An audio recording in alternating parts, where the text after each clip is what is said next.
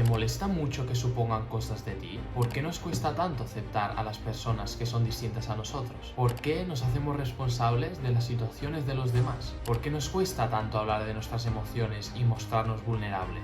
Hoy en este vídeo he podido traer 10 preguntas que nos van a ayudar en lo siguiente: a cambiar nuestra manera de pensar para tener una vida mucho más libre, tener un mayor bienestar psicológico y emocional y finalmente poder comprender cómo funcionamos nosotros internamente y por qué actuamos de la manera en que actuamos, porque muchísimas de las veces no acabamos de comprender ni a los demás ni a nosotros por una falta de conocimiento interno. Mi idea es poder ir analizando pregunta por pregunta el porqué de las reacciones que nosotros solemos dar y a partir de aquí que tú tengas una mejora en tu vida. Vamos a por el vídeo. La primera pregunta, que ya es una que he dicho, dice: ¿te molesta mucho que supongan cosas de ti, incluso sin que esas sean verdad? Esto es muy interesante porque al final lo que está pasando, si a ti eres una persona que te molesta eso, lo que te está tocando es la identidad. Es decir, cada persona tenemos una identidad. Puede ser la identidad de yo soy futbolista, yo puedo tener una identidad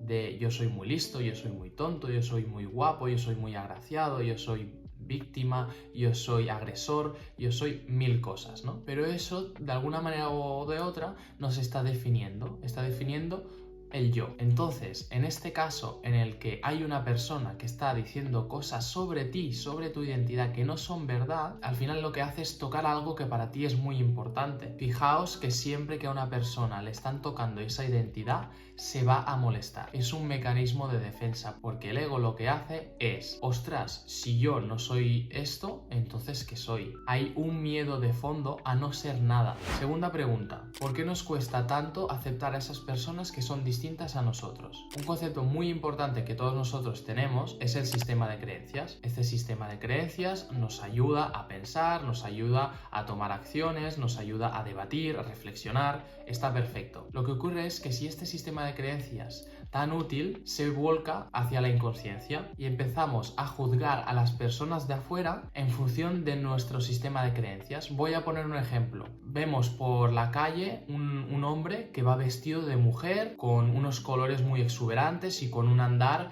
muy extraño a nuestro parecer. Pues lo que hace la mente rápidamente es detectarlo como algo raro, como algo incluso peligroso, evolutivamente hablando, y por lo tanto lo que hacemos es: esto no. Esto es peligro, lo juzgo, no lo quiero. La cosa es, si tú tienes el hábito de criticar y juzgar a las otras personas, seguramente lo tendrás también contigo mismo. Por tanto, empieza a cuidar ese hábito, porque a la misma vez que tú criticas, te perjudicas a ti mismo. Vale, tercera pregunta. Este me parece muy interesante. ¿Qué significa realmente la empatía? El otro día en una formación le preguntaron al dinamizador qué era la empatía. Y él, ¿sabéis lo que respondió? Si ahora mismo te pregunto ¿qué es la empatía?, ¿qué es lo primero que te viene a la cabeza? Rápido.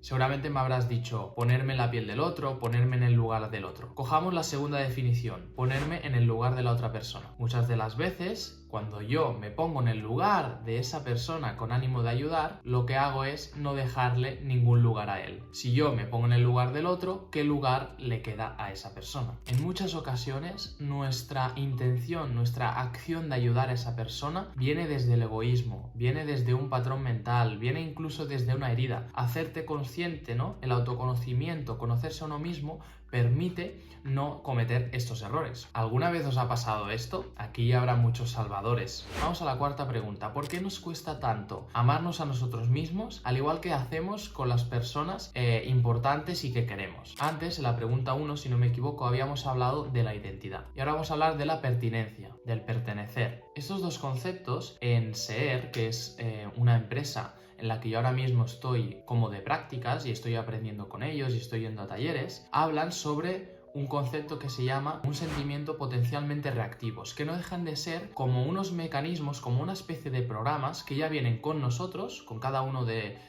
los seres humanos, que nos hacen reaccionar. Al final no dejan de ser cosas, aspectos muy importantes para nuestra supervivencia, así que cada vez que sean atacados, ofendidos, sobrepasados, nos va a hacer reaccionar. Y uno de ellos es el pertenecer. Evolutivamente, si nosotros no íbamos en tribu, si nosotros no teníamos un grupo donde alimentarnos, donde tener cobijo, donde relacionarnos, donde tener amor, eso significaba peligro. Porque si a mí me quieren, yo voy a estar tranquilo. La cosa es que ¿desde dónde estás actuando? Es decir, ¿desde dónde quieres? Entonces es normal que tú quieras más a las otras personas que a ti mismo, porque en verdad te interesa que te quieran. Si yo lo que quiero es ir a un grupo de amigos, a mi familia y decirle, oye, qué bonitas personas que sois, ostras, tú eres muy guapo, tú eres genial, para que me quieran y así poder sentirme querido, cuando eso no suceda, tú vas a decepcionarte, tú vas a tener una desilusión, vas a sentir vacío. Pues si lo que hacemos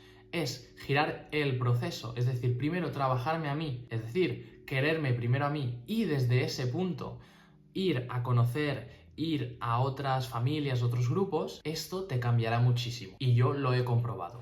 Ok, vamos con la quinta pregunta. ¿Por qué nos cuesta tanto hablar de nuestras emociones? Mostrarnos vulnerables. Una de las cosas que yo últimamente estoy aplicando a mi vida es poco a poco irme mostrando vulnerable. No hace mucho con un amigo hubo una situación en la que estábamos comiendo y él, sin ninguna intención de hacerme daño, me hizo un comentario que para mí fue muy doloroso. Y yo sinceramente yo lo sentía, necesitaba llorar, necesitaba estar solo, necesitaba cobijo, necesitaba irme a mi habitación y no hacer nada, ¿no? Creo que había una emoción potente de tristeza de fondo. Entonces yo mostré esa vulnerabilidad y eso hizo que en ese momento pudimos llegar a un acuerdo. Decir, ostras, pues es total, esto no ha estado bien, esto lo voy a cambiar, gracias por mostrarte así. Pero si lo que hacemos es reprimir esa emoción, sumarnos más carga a nuestra mochila, primero esa persona no sabe si nos ha afectado o no y luego, tarde o temprano, va a explotar. ¿Alguna vez habéis explotado cuando después de tener una época de estrés, de muchas emociones negativas, y llegáis, yo que sé, a vuestra casa, por ejemplo, y vuestra madre, vuestro padre o vuestros hijos os han hecho un comentario y vosotros, ¡que te calles ya, que tal, que no sé qué! Y las otras personas dicen, oye, pues eso al final no deja de ser una respuesta, una consecuencia de irte acarreando cosas que no te pertocan. Y al final es difícil mostrarnos vulnerables porque tenemos miedo a que nos juzguen, tenemos miedo a que nos hieran, tenemos miedo a no ser queridos otra vez, a ser los extraños. Ok, sexta pregunta es ¿por qué coño, voy a poner el coño, nos hacemos responsables de cosas que no son nuestras, que son de los demás? Y aquí hablo con esos que tienen el patrón, el personaje de Salvador. Este personaje lo que hace es ayudarte sin que tú le pidas ayuda. Y luego, cuando le has ayudado y cuando le has hecho de todo en su vida y él no te recompensa o no te lo devuelve, te suelta el comentario de joder, con todo lo que he hecho, pues al final esa persona lo que está haciendo es esperar algo a cambio. Que le digas, oye Carlos, me has ayudado muchísimo, eres una buenísima persona. Eso es lo que espera. Pero en el mundo en el que estamos, que el trabajo interno se basa en cada vez comprar más números para una libertad interna, lo que tenemos que tratar es de no depender de las cosas externas. Ok, pregunta número 7. Me preguntan que qué hábito aplico yo en el día a día desde hace tiempo que me ha ayudado a tener mejor bienestar. Uno que llevo aplicando desde un año o más, no deja de ser el mindfulness. El mindfulness, el vivir desde la conciencia. No es lo mismo estar planchando ropa pensando en otras cosas, o duchándote pensando en otras cosas, o comiendo pensando en otras cosas, que estar planchando atento a los movimientos, al sonido, a otros estímulos, conectado con el ahora, ¿entendéis? ¿No os ha pasado nunca que estáis recorriendo un camino, que tenéis que ir de casa al instituto, por ejemplo, y cuando llegáis allí no os habéis acordado ni por dónde habéis ido, porque habéis pensado en de todo menos en el trayecto? Al final, en este hábito lo que consigues es que cada vez tu mente esté bajo tu control y no a la inversa. Ponlo práctico. Ok, la pregunta 8 es una situación. Os pongo un contexto. Imagina que acabas de aprobar el carnet de moto, haces las prácticas de circuito y te toca hacer el examen de circuito. Llegas y hay muchísima gente y es tu turno. Está lleno de gente y todo el mundo te mira. ¿Qué harías para intentar controlar los nervios y hacer el examen lo mejor posible? Para responder esa pregunta atacaré dos aspectos diferentes. Vamos con el primero. La pregunta inicial sería, ¿esto de ponerte nervioso en situaciones en las que hay gente te suele pasar en exceso? ¿Algo exagerado? Si es así, podríamos irnos un poco atrás en tu historia y ver si ha habido algún suceso traumático o algún suceso en que lo hayas pasado mal que ahora te esté haciendo tener esta respuesta. Porque a lo mejor si es, por ejemplo, una herida no sanada, podríamos hacer un trabajo desde allí, ¿no? Al menos de tener más conciencia para luego en estos episodios que no tengas tan nervioso o que, por ejemplo, no tengas tanto miedo a fallar o tanto miedo a hacer el ridículo. Y luego sería el otro aspecto, que es atacar en el momento, es decir, poner solución en el momento. La solución que a mí me ha servido en momentos en que estoy nervioso es la respiración. Y te voy a explicar una técnica. ¿Conocéis la técnica 4-7-8? Es básicamente muy fácil. Inhalar 4 segundos por la nariz, mantenerlo, retenerlo 7 segundos y por último echarlo por la nariz o por la boca 8 segundos más. Y por último, dentro del segundo apartado, lo que haría también es tomarte las cosas más a la ligera. Creo que le damos demasiada importancia a los sucesos y yo considero que aquí hemos venido a la Tierra para aprender, para experimentar, para disfrutar, y si lo que haces es preocuparte por si vas a fallar un examen, que si lo analizas no va a ocurrir nada, no te vas a morir, no te van a dejar en la calle viviendo, pues oye, hay una tranquilidad interna de decir, pues no pasa nada, me voy a permitir fallar. Eso no significa que hagas todo lo posible por aprobar el examen, o sea, no seamos tontos tampoco. Ok, vamos a la novena pregunta, que es ¿por qué hay personas, y esta es muy interesante, que hacen daño de manera consciente? Si yo, por ejemplo, te digo, persona, guerra mundial, destrozo, judíos, ¿quién te viene a la cabeza?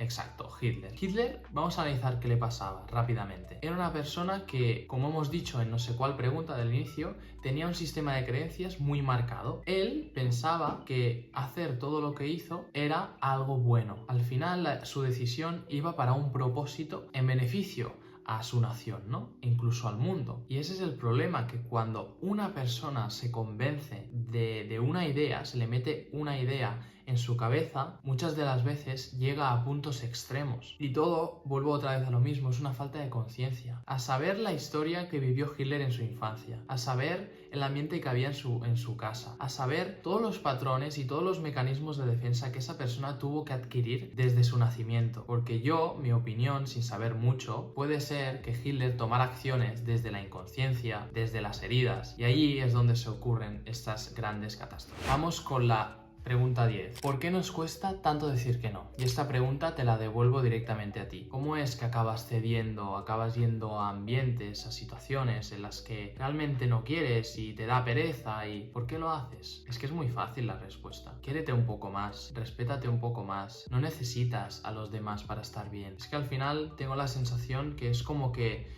nos vendemos constantemente, ¿no? No somos capaces de mostrarnos tal y como somos por esos miedos, por esas inseguridades, pero es que al final, ¿qué prefieres? ¿Estar diciendo siempre que sí a todo, de manera que eso te aporte un malestar y a la vez un beneficio, porque si no lo harías, pero pongamos que te aporta malestar? Tienes esta opción, o luego lo que puedes hacer es afrontar esa situación, decir que no, poner un límite, afrontar esa pequeña incomodidad, pero a la larga estar bien. O sea, el resultado final es favorable si lo que haces es decir no, no quiero, no puedo, no me apetece. Incluso no hace falta ni dar explicaciones del por qué. Nada, dejo aquí el vídeo, espero que os haya gustado mucho, que estas preguntas os hagan reflexionar, y ya sabéis, si tenéis alguna duda me podéis poner en comentarios o incluso en la descripción tengo mis redes sociales donde podéis ver mi contenido. Nos vemos.